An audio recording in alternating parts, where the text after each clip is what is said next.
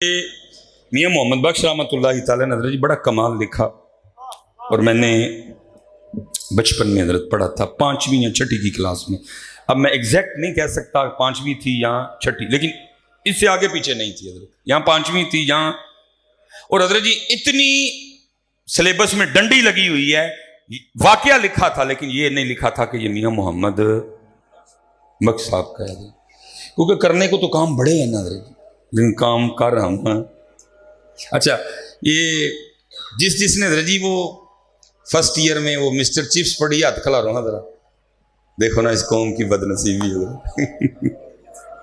اس قوم کی بد نصیبی دیکھو حضرت۔ یہ بھی ہے کہ کٹ چڑی ہے، اور سوائے دراز حضرت مسٹر چپس پڑھی ہم نے حضرت۔ وہ سٹوری کیا تھی؟ مسٹر چپس کو ایک لڑکی سے پیار ہو گیا۔ بد نصیبی دیکھو اس قوم کی، اتنی ستی قوم ہے حضرت کہ عرصہ دراز ہم نے میں نے خود پڑھی ہے حضرت۔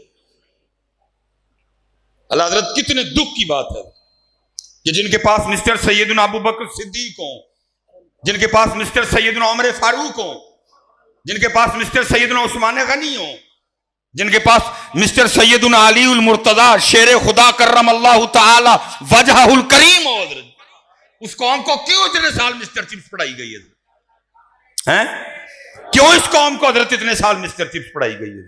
ستے حضرت، ستے، پتہ ہی نہیں ہم نے کیا کرنا ہے،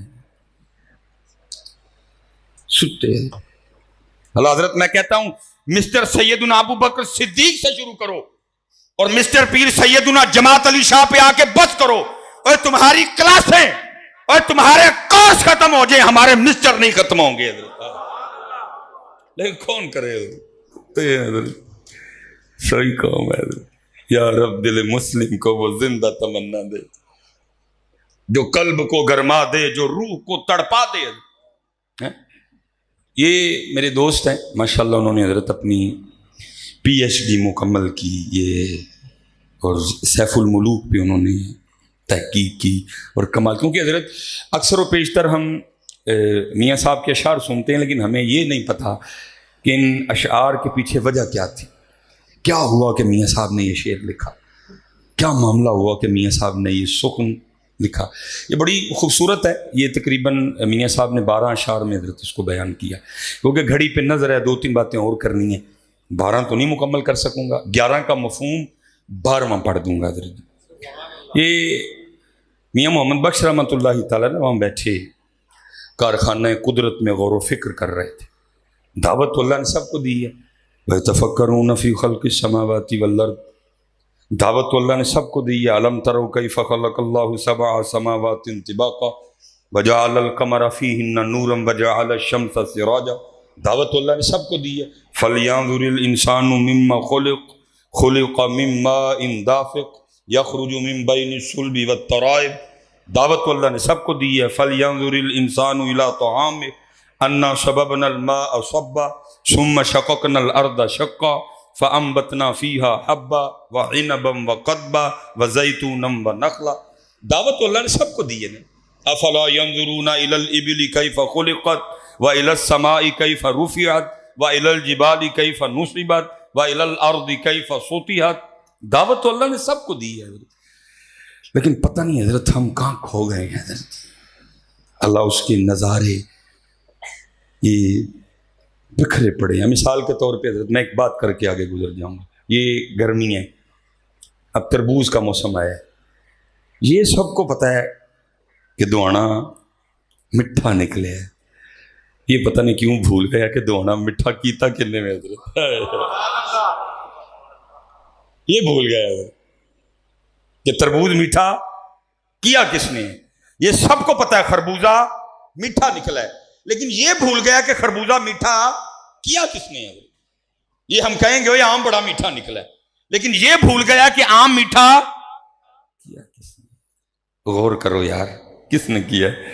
تو جب آپ غور کرو گے تو پھر ایک ہی جواب آئے گا، کوئی تو ہے جو نظام ہستی چلا رہا ہے، وہی خدا ہے، وہی خدا۔ اور میں نے کہا نا حضرت بڑی تفصیلاً گفتگو ہو سکتی ہے، میاں صاحب نے بڑا غور و فکر کیا، یہ تو وکری گل ہے حضرت، ہم بیچ ہی رہے ہیں، ہم چسکے لے رہے ہیں، پڑھنے والا بھی چسکے لے رہا ہے، سننے والا بھی چسکے۔ مثال کے طور پہ میاں صاحب نے لکھا ہے، آپ فرماتے ہیں قدرت تھی جس باغ بنائے جگ سنسار تمامی، رنگ برنگی بوٹے لائے کچھ خاصے کچھ عامی۔ اب ذرا آگے سننا میاں صاحب کیا کہہ رہے ہیں، کتنا تفکر تھا میاں صاحب کا۔ کیا کہتے ہیں؟ فرماتے ہیں اک نہ دے پھل مٹھے کیتے پتوں نہ دے کوڑے، شہتوت میٹھا پتا کڑوا، جامن کے اوپر گودا میٹھا، گٹک گٹھلی کڑوی، آم کے اوپر گودا میٹھا چھلکا کڑوا۔ یہ کون ہے حضرت جو شہتوت کو میٹھا کر رہا ہے اور پتے کو کڑوا کر رہا ہے؟ کون ہے؟ تو جب حضرت آپ پوچھیں گے نا تو آپ کے اندر سے ہی ایک جواب آئے گا، کیا؟ کوئی تو ہے جو نظام ہستی چلا رہا ہے، وہی خدا ہے، وہی خدا ہے۔ تلاش اس کو نہ کر بتوں میں، وہ ہے بدلتی ہوئی رتوں میں، جو دن کو رات اور رات کو دن بنا رہا ہے، وہی خدا ہے، وہی خدا ہے۔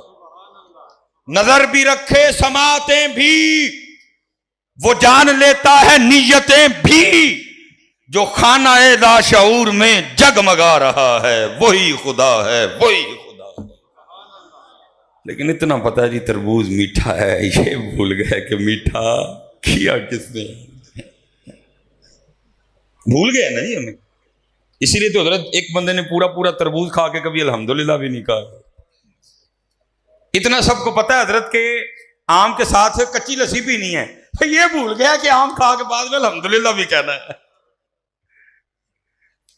اتنا سب کو پتا ہے گاجر کھانے سے خون بنتا ہے، یہ بھول گیا گاجر میں یہ صلاحیت پیدا کس نے کی ہے۔ اتنا سب کو پتا ہے سیب دل کے لیے طاقتور ہوتا ہے، لیکن اتنا یہ بھول گیا کہ سیب میں یہ طاقت رکھی کس نے ہے۔ اتنا سب کو پتا ہے آملہ معدے کے لیے بڑا طاقتور ہے، اتنا بھول گیا کہ آملے میں یہ طاقت رکھی کس نے ہے۔ یہ بھول گیا نہیں، یہ اصل یاد کرنے والا سبق حضرت ہے۔